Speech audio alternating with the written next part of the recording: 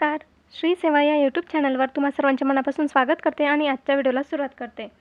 आज आपण नवरात्रीत कोणत्या 6 वस्तूंचे दान केल्यावर आयुष्यातील वाईट काळ आणि दुःख संपून जाईल तर याविषयी माहिती घेणार आहोत. तसेच नवरात्री विशेष अनेक व्हिडिओ मी चॅनलवर अपलोड केले आहेत, तेव्हा चॅनलला भेट देऊन ते व्हिडिओ नक्की पहा आणि लाईक व शेअर करा. चला तर मग आता आजच्या व्हिडिओला सुरुवात करू. आजच्या व्हिडिओमध्ये मी तुम्हाला दानाचे पुण्य आणि काय दान करायचे आहे हे सांगणार आहे. नवरात्रीमध्ये माता दुर्गेला, माता लक्ष्मीला, कोणत्याही रूपातल्या देवीला आपण जर दान केले मंदिरामध्ये जाऊन तर आपल्याला मोक्षप्राप्ती मिळते. यमदूतांचा त्रास होत नाही, आपल्याला स्वर्गवास होतो. मोक्षप्राप्ती मिळाल्यामुळे आपले सर्व काही पाप असतात ते चालले जातात.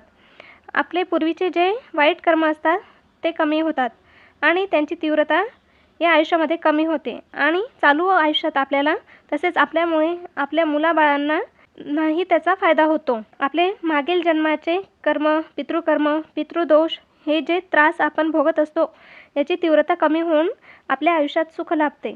तर या ज्या काही वस्तू मी सांगणार आहे त्यातली कोणतीही एक वस्तू दान करता आली तर जरूर करा. सगळ्यात पहिली गोष्ट तर आहे जी आपल्याला दान करायची आहे तर ती म्हणजे घंटा. जी मंदिरात बांधतात तशी छोटी किंवा मोठी घंटा जशी तुमची परिस्थिती असेल त्याप्रमाणे तुम्ही कोणतीही घंटा दान करू शकता. घंटा दान केल्याचे पुण्य जितक्या वेळेस ती घंटा मंदिरात वाजेल किंवा कुठेही लावलेली वाजेल तर ती सकारात्मक ऊर्जा आहे, त्यातून येणाऱ्या ज्या लहरी आहेत त्या तुमच्या आयुष्यात चमत्कारिकरित्या बदल घडवतील, तुमचं आयुष्य सुखकर करतील. आपण नेहमी घरात देवीची पूजा किंवा इतर कोणत्याही देवपूजा करतो तेव्हा घंटानाद, शंखनाद करतो. तसाच मंदिरामध्ये घंटानादाला अतिशय महत्त्व आहे. त्यामुळे नवरात्रीत ज्यांना ज्यांना शक्य आहे त्यांनी त्यांच्या कुलदेवीच्या मंदिरात जाऊन किंवा कोणत्याही देवीच्या मंदिरात जाऊन तुम्हाला घंटा दान करायचे आहे. दुसरी गोष्ट म्हणजे जिथे कुठे तुमच्या शेजारी किंवा जिथे कुठे मंदिराचे बांधकाम चालू असेल कुठेही जावा. मग तुम्ही देवीचे नाही तर कोणत्याही देवाच्या मंदिराचे बांधकाम चालू असेल तर तिथे जाऊन तुम्हाला 11, 21, 5 अशा विटा दान करायच्या आहेत. मंदिरामध्ये विटा दान केल्याचे पुण्य अतिशय उत्तम आहे, कारण त्या ज्या विटा आहेत त्या विटा वर्षानुवर्षे तुमच्या कित्येक पिढ्या त्या विटा मंदिरात राहणार आहेत. त्यामुळे त्याचे पण पुण्य तुम्हाला आणि तुमच्या पुढच्या पिढ्यांना भरपूर प्रमाणात लाभणार आहे. म्हणून विटांचे दान तुम्ही अवश्य करा. आता ज्या मुलींचे लग्न ठरत नाही किंवा ज्या मुलांचे लग्न ठरत नाही त्यांनी यथाशक्ती ज्यांचे लग्न आहे त्या कुटुंबियाला नवरात्रामध्ये 1000, 5000, 500 किंवा एक खर्च उचलला जाईल एवढी रक्कम किंवा वस्तू अवश्य द्यावी. त्यामुळे तुमचे लग्न होण्यास फार सुखकर मार्ग पुढे निघतील. तिसरी गोष्ट म्हणजे तुम्हाला कन्याभोजन करायचे आहे.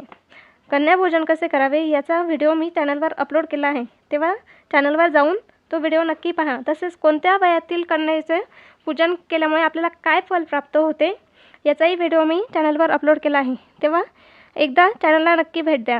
तर तुम्हाला कोणत्याही कन्येला जेवणासाठी थाळी म्हणजे जी कप्प्यांची थाळी मिळते ना, तसेच वेगवेगळ्या कार्टून्स असलेली थाळी मिळते, अशा प्रकारची कोणतीही थाळी जेणेकरून ती मुलगी ती थाळी बघून खुश होईल. किंवा तुमच्या ऐपतीप्रमाणे मग गोल साधी थाळी मिळते ती तशी पण तुम्ही त्या कन्येला दान करू शकता आणि त्या थाळीसोबत 2 वाट्या हे कन्येला दान करा. ती कन्या त्या ताटामध्ये पोटभर जेवेल, खुश होईल, तसेच तुमच्या आयुष्यामध्ये भरपूर आनंद निर्माण होईल. पुढची गोष्ट म्हणजे जी तुम्हाला दान करायची आहे ते म्हणजे देवीच्या मंदिरात तुम्हाला ताम्हण दान करायचे आहे. ताम्हण मंदिरात अर्पण करायचे आहे. त्या ताम्हणामध्ये आरती केली जाईल तर ते खूप चांगले असेल. त्यामुळे तुमच्या आयुष्यातील अंधकार नष्ट होईल, तुमच्या आयुष्यामध्ये प्रकाश निर्माण होईल आणि तुमच्या आयुष्यामध्ये सुबकता, संपत्ती, धन, ऐश्वर्य येईल. तुमच्या इच्छा पूर्ण होऊन आयुष्य सुखकर होईल. त्यानंतर पुढचा उपाय म्हणजे पहाटे मंदिरात जाऊन 3 ते 5च्या दरम्यान, 3 ते 5 किंवा 3 ते 6च्या दरम्यान एक जोडी झाडू म्हणजेच 2 झाडूंचे दान करायचे आहे. मंदिराच्या दारात जाऊन ते ठेवून यायचे आहे आणि मागे वळून न बघता तुम्हाला घरी यायचे आहे. कोणालाही या दानाबद्दल काहीही बोलायचे नाही. कोणी टोकले तरी काही बोलायचे नाही. फक्त ते झाडू मंदिराच्या दरवाजामध्ये ठेवून यायचे आहे. जर मंदिर उघडे असेल तर आतमध्ये ठेवायचे. जसजसे या मंदिरात किंवा कुठेही त्या झाडून काढले जाईल तसे तुमच्या आयुष्यातील जे विनाकारांचे त्रास आहेत ते निघून जातील आणि हळूहळू नष्ट होतील. तर त्यानंतर आता पुढची गोष्ट म्हणजे जी तुम्हाला दान करायची ती म्हणजे फुलांचं झाड.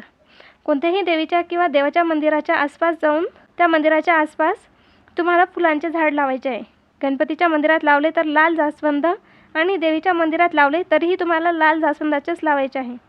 शंकराच्या मंदिरात लावले तर पांढऱ्या फुलांचे रोप लावायचे आहे. ते रोप अशा ठिकाणी लावा जिथे रोज पाणी घातले जाईल. जशी त्या झाडाला फुले येऊन ती देवीला किंवा देवाला वाहिली जातील, मग ती कोणीही वाहू दे, त्यातले निम्मे पुण्य तुम्हाला मिळेल. तुमच्या हस्ते तुम्ही स्वतः लावलेल्या झाडांचे फुले देवाला वाहिली जातील. तुमच्या आयुष्यात भरभराट, आनंद, सुखाची प्राप्ती होईल. आपल्याकडून एक झाडही लावले जाईल. त्यामुळे तुम्ही हे नक्की करा. आता मी तुम्हाला या 5 गोष्टी सांगितल्या आहेत. यातील तुम्हाला जी शक्य होईल ती गोष्ट अवश्य दान करा. तसेच तुम्हाला यातील काही दान करणे जमले नाही तर काही हरकत नाही. एखाद्या गरीबाला नवरात्रीत एक वेळचे भोजन जरी दिले किंवा दारात आलेल्या सुवासिनीला हळदी कुंकू तसेच तुमच्या घरात जो काही प्रसाद असेल तो दिला तरी तितकेच पुण्य तुम्हाला लाभणार आहे. पण ज्यांची इच्छा असेल, जे करू शकतात, त्यांनी आवर्जून या गोष्टी करा. त्यामुळे सर्व दुःख दूर होईल. तुमच्या आयुष्यात आनंद येईल. तुमचा वाईट काळ निघून जाईल. तर ही अशी माहिती होती. ही माहिती तुम्हाला कशी वाटली ते कमेंट करून नक्की सांगा. तसेच व्हिडिओला लाईक व शेअर करा, त्यामुळे इतरांनाही त्याची माहिती मिळेल. आणि चॅनलला सबस्क्राईब करून बेल आयकॉनवर ऑलसाठी क्लिक करा, म्हणजे पुढे येणाऱ्या व्हिडिओचे नोटिफिकेशन तुम्हाला मिळेल. धन्यवाद. जय माता दी.